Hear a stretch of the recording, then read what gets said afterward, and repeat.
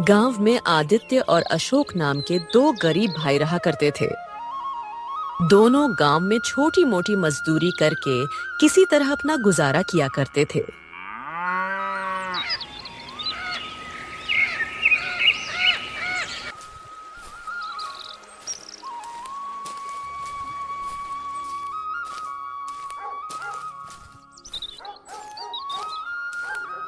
शाम के समय आदित्य अपने घर पर आता है और अपने भाई को मौजूद ना पाकर अपनी पत्नी रज्जो से पूछता है। रज्जो, अरे अशोक कहाँ गया? अभी तक लौटा क्यों नहीं? तुम्हारा भाई तो अब एकदम निकम्मा हो गया ना। कोई काम करता है ना कमा कर लाता है। दिन भर बस यूं ही गांव की गलियों में आवारागर्दी करता रहता है। यह सुनकर आदित्य का चेहरा गुस्से से तमतमा उठा। दरअसल आदित्य अंदर से बेहद लालची किस्म का व्यक्ति था। आने दो, आज उस नालायक को तो बताता हूँ मैं। बड़ा आया। आदित्य गुस्से में घर के बाहर आकर अपने छोटे भाई अशोक का इंतजार करने लगा।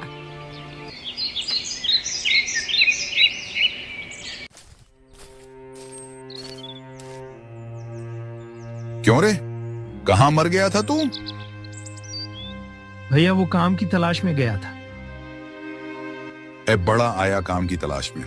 अरे बस यूं ही काम की तलाश में ही घूमता रहेगा या कुछ करेगा भी? अरे कोई भी छोटा मोटा काम पकड़ ले। ये घर मुफ्त की रोटियों का अड्डा नहीं है और मैं कोई मूर्ख नहीं हूं जो दिन रात मेहनत करके कमाऊं और तू आवारा घूमते हुए हराम की खाए। अरे मेरी बीवी है, कल को बच्चे होंगे, उनके बारे में भी सोचना है मुझे, समझ गया? यह कहकर आदित्य गुस्से में घर के अंदर चला गया। अपने भाई की कड़वी बातों से अशोक अंदर तक टूट गया और बिना कुछ खाए ही चुपचाप सो गया।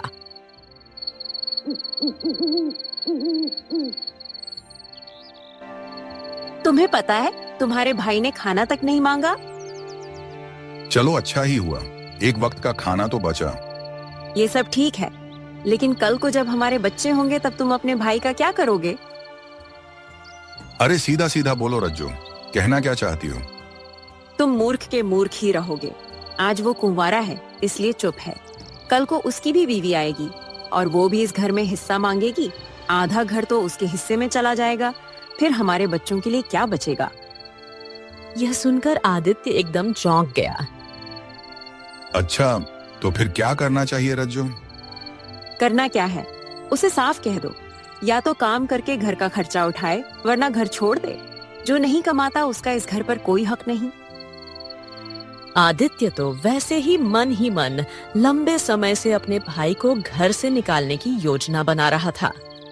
पत्नी का साथ मिलते ही वो पूरी तरह तैयार हो गया।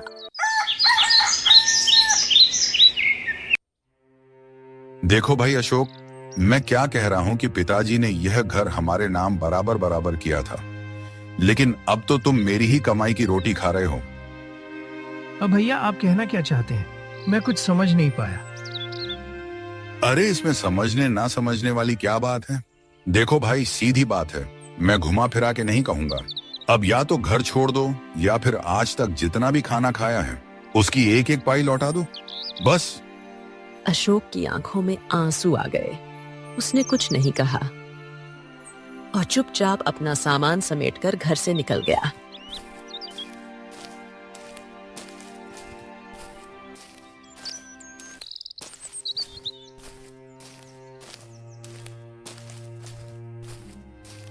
इधर अशोक अपनी आंखों में आंसू लिए गांव के एक पेड़ के नीचे बैठ गया। तभी वहां से गांव का मुखिया गुजरा। अरे क्या बात है अशोक, क्या हो गया? तुम ऐसे उदास क्यों बैठे हुए हो? क्या कहूँ मुखिया जी, भैया ने मुझसे मेरे खाने पीने का हिसाब मांग लिया। कहते हैं कि आज तक उनके घर में उनकी कमाई से जितना भी खाया है वो एक एक पाई मैं उनको दे दूं। जितनी भी रोटी खाई है उसकी कीमत चुका दूं, नहीं तो घर छोड़ दूं। अब काका आप तो जानते हैं कि मैं बेरोजगार हूं, कहां से चुकाऊंगा? इसीलिए छोड़ दिया घर। चला आया, सब कुछ पीछे छोड़कर, सब पीछे छोड़ दिया मैंने। अशोक का चेहरा आंसुओं से भीगा हुआ था। अब वो पूरी तरह अकेला हो गया था। बस बस शांत हो जा बेटा, शांत हो जा। दिल छोटा मत कर अशोक। गांव के बाहर मेरी एक पुरानी झोपड़ी है, बरसों से खाली पड़ी है। तुम चाहो तो जब तक चाहो वहां रह सकते हो। मुखिया जी, मैं जीवन भर आपके इस उपकार को नहीं भूलूंगा। बहुत बहुत धन्यवाद आपका, बहुत बहुत धन्यवाद। मुखिया मुस्कुराते हुए वहां से चला गया।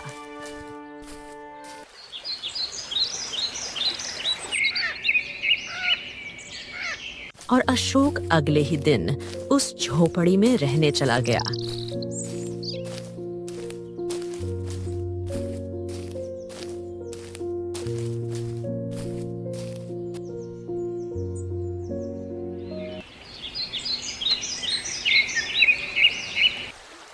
अशोक रात भर बड़ी मेहनत से झोपड़ी की साफ सफाई करता रहा और मेहनत के बाद उसने झोपड़ी को रहने लायक बना दिया।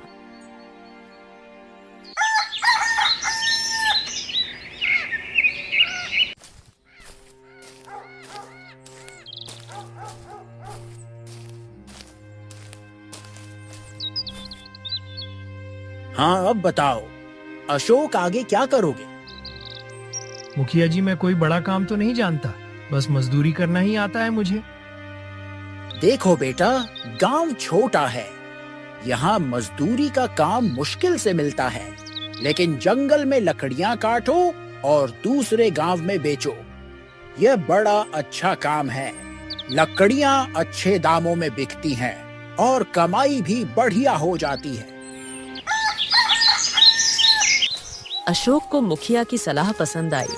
अगले ही दिन अशोक कुल्हाड़ी लेकर जंगल चला गया और लकड़ियां काटकर उन्हें बेचने लगा। कुछ ही समय में उसकी आमदनी अच्छी होने लगी।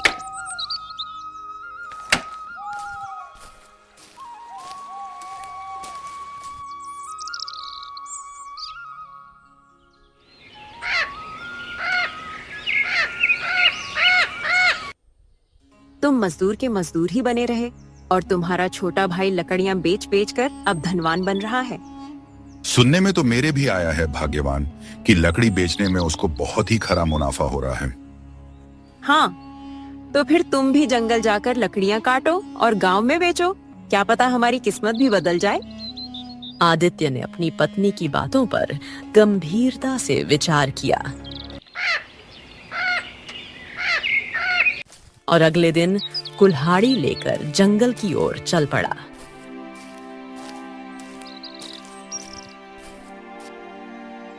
हाँ, ये पेड़ की लकड़ियां बड़ी मजबूत लग रही हैं। वृक्ष भी काफी पुराना है। ठीक है, बस यही काट कर बेचूंगा, बड़ा अच्छा मुनाफा होगा। जैसे ही आदित्य कुल्हाड़ी उठाता है, उसकी नजर झाड़ियों के पीछे कुछ चमकती हुई चीज पर पड़ती है। अरे वो क्या है? वो दौड़कर झाड़ियों की ओर गया और देखा एक सुनहरा चमकदार अंडा वहां पड़ा हुआ था, जो चमकीले कीड़ों की तरह चमक रहा था। हे भगवान, हे भगवान, हे भगवान, तूने तो पहले ही दिन मेरा भाग्य बदल दिया। सोने का अंडा अगर पहले पता होता तो मैं तो कभी मजदूरी ही ना करता। तभी एक भारी सी आवाज आदित्य के कानों में गूंजी। इस अंडे को ले जाने से पहले एक बात सुन ले। इस अंडे को अपनाना होगा, तभी तेरा भाग्य बदलेगा। अचानक पीछे से आई आवाज से आदित्य चौंक गया और पीछे पलटा। इस अंडे के साथ जो कुछ भी तुझे मिलेगा उसे अपनाना होगा, तभी यह तेरा भाग्य बदलेगा। हाँ हाँ साधु महाराज, क्यों नहीं अपनाऊंगा। यह अंडा भी मेरा हो गया और जो कुछ भी इसके साथ है वह भी मेरा है। इतना कहकर आदित्य दौड़ता हुआ घर लौट गया।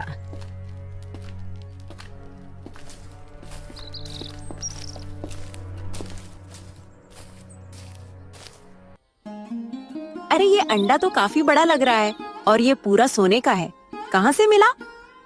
जंगल में और कहां, और सुनो, एक साधु मिले थे। उन्होंने कहा कि इस अंडे के अंदर से जो कुछ भी मिलेगा उसे अपनाना होगा, तभी यह अंडा हमारा भाग्य बदल देगा। अजी छोड़िए उन साधुओं की बातों को, जरा सोचो इस अंडे को कितने अच्छे दाम पर बेच सकते हैं, पूरा खेत खरीद सकते हैं।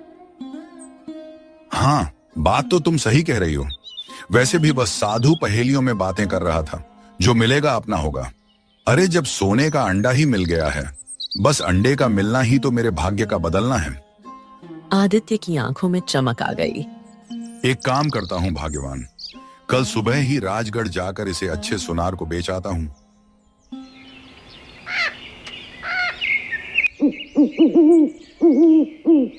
रात को आदित्य अपनी पत्नी रज्जो के साथ सो गया।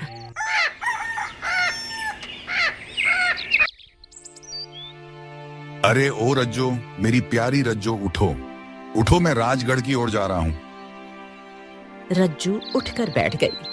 आदित्य जैसे ही सोने के अंडे को उठाने ही वाला था कि अंडा अचानक हिलने लगा और देखते ही देखते फट गया। अंडे के अंदर का दृश्य देखकर आदित्य और रज्जू दोनों स्तब्ध रह गए।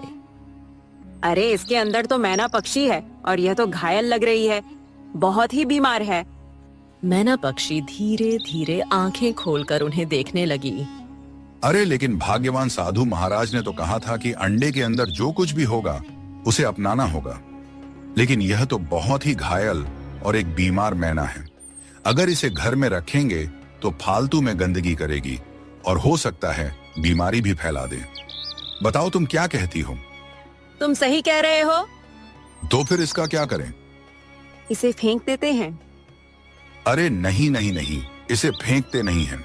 एक काम करते हैं ना, इसे अशोक को दे देते हैं। अशोक जैसा मूर्ख ही इसे पाल सकता है।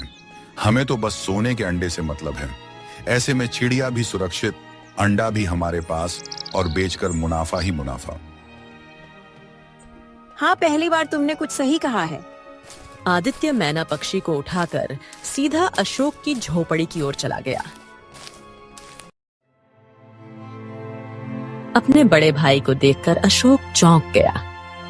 अरे अशोक सुनो, यह पक्षी मुझे घर के बाहर घायल अवस्था में मिली है। अरे राम राम, बेचारी बड़ी बीमार लग रही है। अब देखो, मुझे तो पक्षियों से नफरत है, इसीलिए इसे तुम्हारे पास छोड़ने आया हूँ। तुम्हें तो पसंद है ना ये सब। इतना कहकर आदित्य वहां से चला गया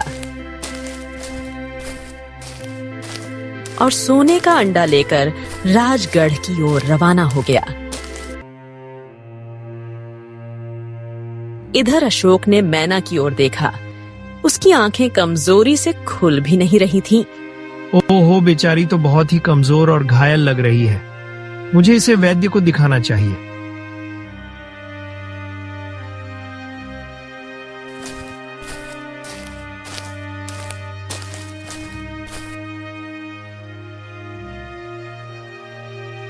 वैद्य जी, जरा देखिए तो सही, यह बेचारी मैना पक्षी बहुत ही बीमार और घायल है।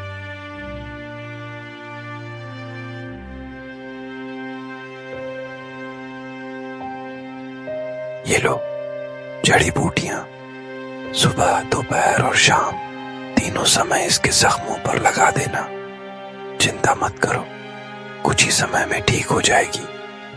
ठीक है, जाओ।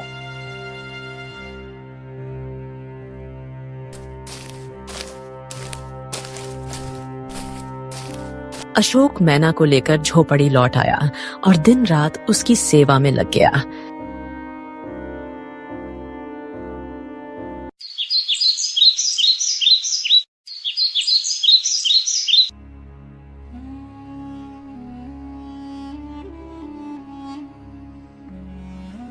राजगढ़ से लौटकर आदित्य ने स्वर्ण मुद्राओं से भरी पोटली अपनी पत्नी के हाथ में रख दी। अरे इतनी सारी स्वर्ण मुद्राएं। अरे मेरी प्यारी रज्जो, वो अंडा बहुत ही महंगे दामों में बिका है। हम मालामाल हो गए। इसका मतलब मेरी सोच बिल्कुल सही थी। अब एक काम करो, इस धन से एक बड़ा खेत खरीद लो।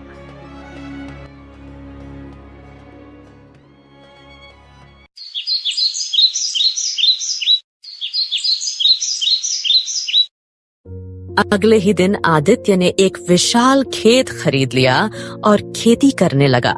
कुछ ही समय में आदित्य की आमदनी बढ़ने लगी। उसका घर अब सुंदर और संपन्न हो गया। इसे कहते हैं किस्मत। तुम्हारा मूर्ख भाई तो अब भी झोपड़ी में है और उस मैना पक्षी की सेवा में ही लगा है। अच्छा हुआ हमने साधु महाराज की बातों पर ज्यादा ध्यान नहीं दिया। वह तो कह रहे थे अंडे के अंदर जो कुछ है उसे अपनाना होगा, तभी तुम्हारा भाग्य बदलेगा। अरे साधु महाराज कहाँ से जाने हम कितने चालाक हैं। हाँ, अगर हम उसे अपनाते तो ना तो हमारे पास धन आता और ना ही मान सम्मान। हम भी अशोक की तरह ही गरीब रह जाते, मैना को पालते हुए। क्यों सही कहा ना मैंने। यह कहकर आदित्य हंसने लगा और रज्जू भी उसके साथ हंसी में शामिल हो गई। इधर अशोक मैना पक्षी की सेवा में अपनी जान तक झोंक चुका था। मैना के जख्म अब लगभग ठीक हो चुके थे, लेकिन वो अब भी बीमार सी लगती थी और उसकी कमजोरी नहीं जा रही थी।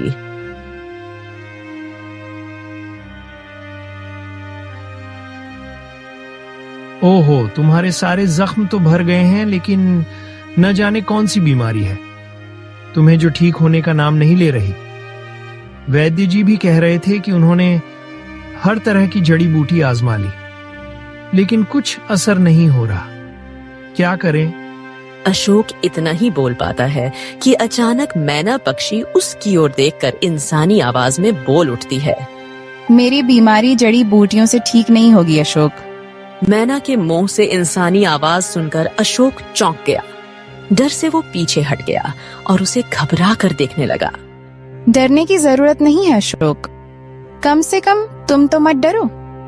इस संसार में केवल तुम ही हो जिसने मेरी निस्वार्थ सेवा की है, जबकि तुम्हारे भाई ने तुमसे झूठ बोला।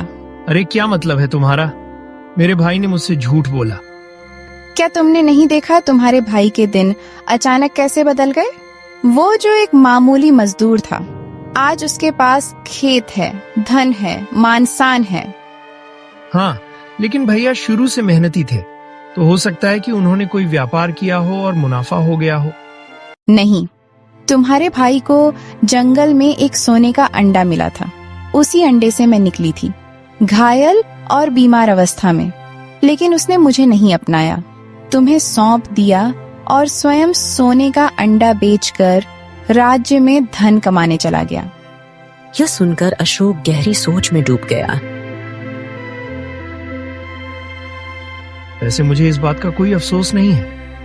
मुझे तो खुशी है कि जब भैया तुम्हें देकर गए थे तो तुम बहुत बीमार थी, बोल भी नहीं सकती थी। देखो अब तुम्हारे सारे जख्म भी भर चुके हैं, बस तुम्हारी कमजोरी दूर हो जाए, यही मेरे लिए सबसे बड़ा इनाम होगा। मेरे शरीर में जो भीतरी कमजोरी है वो केवल जंगल में स्थित लाल तालाब के जल से ही ठीक हो सकती है। लाल तालाब का पानी? ओह, लेकिन वहां तो राक्षसी रहती है और जो भी वहां गया है वह कभी लौट कर नहीं आया। राक्षसी वहां हर आने वाले से एक सवाल पूछती है और कोई भी उसका उत्तर आज तक दे ही नहीं पाया। मैं जानती हूँ, लेकिन मेरा जीवन अब उसी जल पर निर्भर है। अगर वो जल मुझे नहीं मिला तो मैं ज्यादा दिन नहीं जी पाऊंगी। इतना कहते ही मैना की आंखों में आंसू आ गए। अरे अरे, क्या हो गया?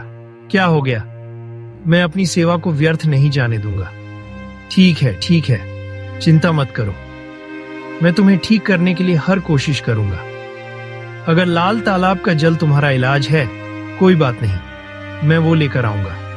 हाँ, चिंता मत करो। लेकिन वहाँ तुम्हारी जान को खतरा है। अरे, मुझे ईश्वर पर भरोसा है। मैं ना, तुम यहीं पर मेरा इंतजार करना, है ना? मैं लाल तालाब का पानी लेकर ही लौटूंगा। इतना कहकर अशोक झोपड़ी से बाहर निकल गया।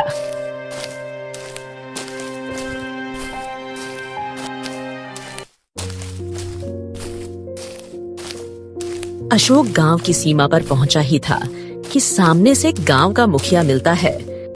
अरे अशोक, कहाँ भाई? इस समय कहाँ जा रहे हो? मुखिया जी, वो मैं लाल तालाब जा रहा हूँ। मैना ने बताया कि उसका इलाज लाल तालाब के जल में है। अशोक की बात सुनकर मुखिया चौंक गया और डर से पीछे हट गया। अरे ये क्या बकवास कर रहे हो अशोक? ना जाने वो मैना है भी, कौन समझ नहीं आ रहा। कोई जादुई चिड़िया भी तो हो सकती है, और तुम उस पर इतना भरोसा कैसे कर सकते हो? मेरा मन कहता है मुखिया जी कि वो सच कह रही है। ए पागल मत बनो। तुम्हारा बड़ा भाई आदित्य समझदार था। उसने जानबूझकर उस मुसीबत को तुम पर टाल दिया और खुद धन बटोरता गया, और तुम यह मैना वैना को पालने में लगे हुए हो। अरे भाई, काम धाम करके आगे बढ़ो। अशोक ने मुखिया की बात का कोई जवाब नहीं दिया और चुपचाप आगे बढ़ गया।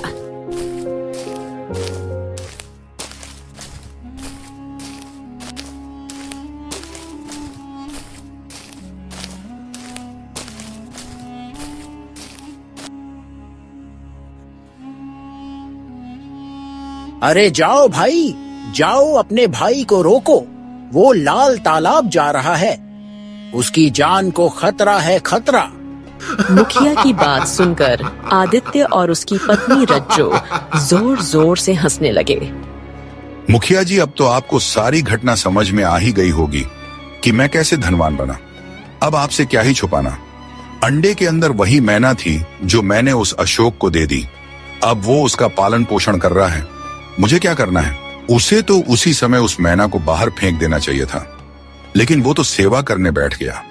अब तो हद हो गई है रज्जो। लाल तालाब का पानी लेने चला गया। इससे बड़ा मूर्ख तो मैंने अपने जीवन में ना देखा।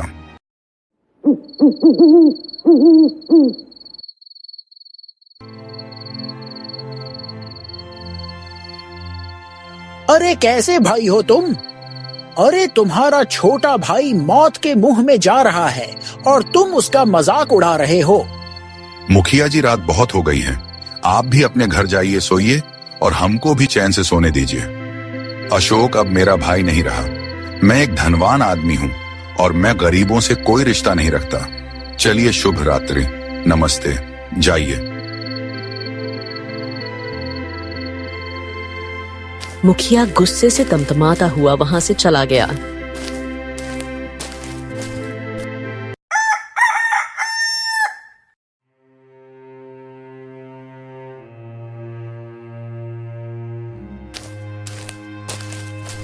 अशोक लाल तालाब की ओर बढ़ ही रहा था कि अचानक रास्ते में वही साधु मिल गया जो पहले आदित्य से मिला था।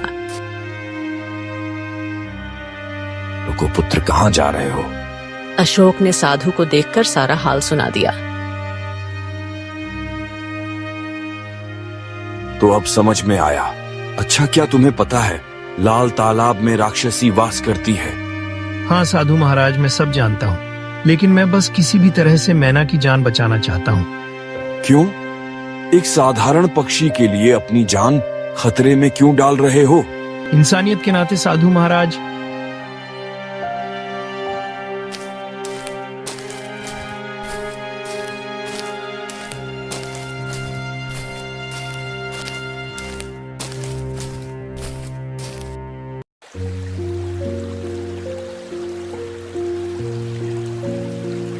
अशोक तालाब के पास पहुंचा।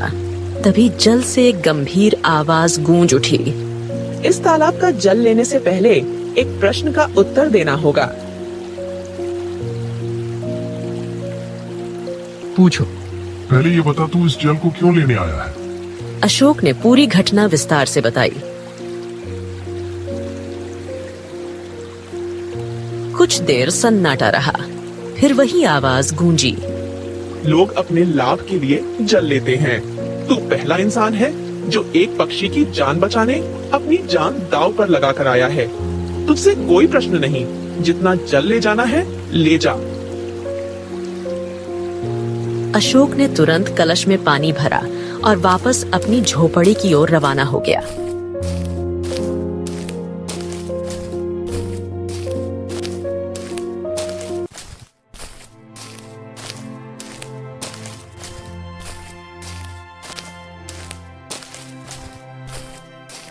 झोपड़ी में मैना पक्षी अब भी उदास बैठी थी।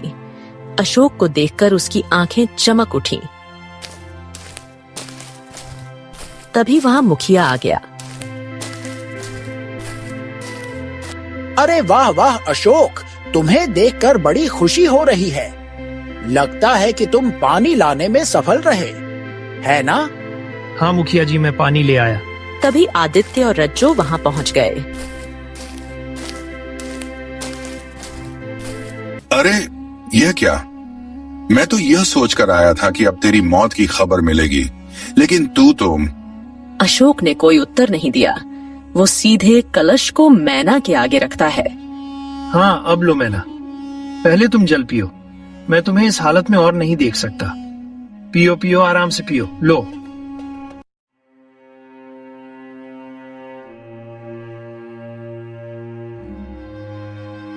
मैना ने जैसे ही जल पिया, वो रंग बिरंगे प्रकाश में लिपट गई और देखते ही देखते एक सुंदर राजकुमारी में परिवर्तित हो गई। यह देखकर मुखिया, आदित्य और रज्जो की आंखें फटी की फटी रह गई। हाँ तुम तो मतलब राजकुमारी सुलेखा हो। तभी अचानक रंग बिरंगे प्रकाश में वही साधु प्रकट हुआ। मैंने तुझसे कहा था, अंडे के अंदर जो कुछ भी मिलेगा उसे भी अपनाना होगा, तभी तेरा भाग्य बदलेगा। लेकिन मैना पक्षी तेरी किस्मत में थी ही नहीं। तूने उसे अपने हाथों से अपने छोटे भाई को सौंप दिया। साधु महाराज, आखिरकार यह सब क्या माजरा है? मैं बताती हूँ। मैं बहुत घमंडी थी। एक दिन जंगल में शिकार करते वक्त मैंने एक कबूतरी को मार दिया। यही साधु महाराज यह सब देख रहे थे। क्रोधित होकर इन्होंने मुझे श्राप दे दिया कि मैं एक घायल मैना में बदल जाऊंगी। इतना बोलकर वो चुप हो गई। कुछ देर बाद राजकुमारी ने फिर सिर झुकाकर कहना शुरू किया। जब मैंने क्षमा मांगी तो इन्होंने कहा, यदि कोई व्यक्ति मुझे निस्वार्थ रूप से अपनाएगा, मेरी सेवा करेगा और लाल तालाब का जल लाकर मुझे पिलाएगा, तभी मैं श्राप से मुक्त हो पाऊंगी। इसीलिए मैंने आदित्य को चेताया था, लेकिन उसने धन चुना और तूने सेवा। मेरे पिता बहुत प्रसन्न होंगे। मेरा कोई भाई नहीं है और मैं तुमसे ही विवाह करूंगी। तुम ही इस राज्य के भावी राजा होगे। अशोक मुस्कुराने लगा और आदित्य और रज्जो सिर झुकाकर वहीं खड़े रह गए। राजकुमारी सुलेखा अशोक को महल में ले गई और विवाह कर लिया। अशोक अब पूरे राज्य का राजा बन गया।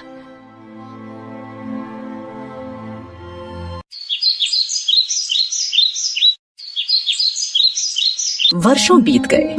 आदित्य एक साधारण सा मालिक ही था, लेकिन हर शाम बैठकर एक ही प्रश्न खुद से करता था। अरे क्या करूं अब मैं? क्या मैंने सच में अपनी किस्मत को अपने ही हाथों से उस भिखारी अशोक को दे दिया था? राम राम। जीवन में कभी कभी हमारे सामने दो रास्ते आते हैं, एक जो आसान होता है और दूसरा जो सही होता है। आदित्य ने सोने को चुना और अशोक ने सेवा को। धन से आदमी अमीर हो सकता है, पर इंसानियत से वही राजा बनता है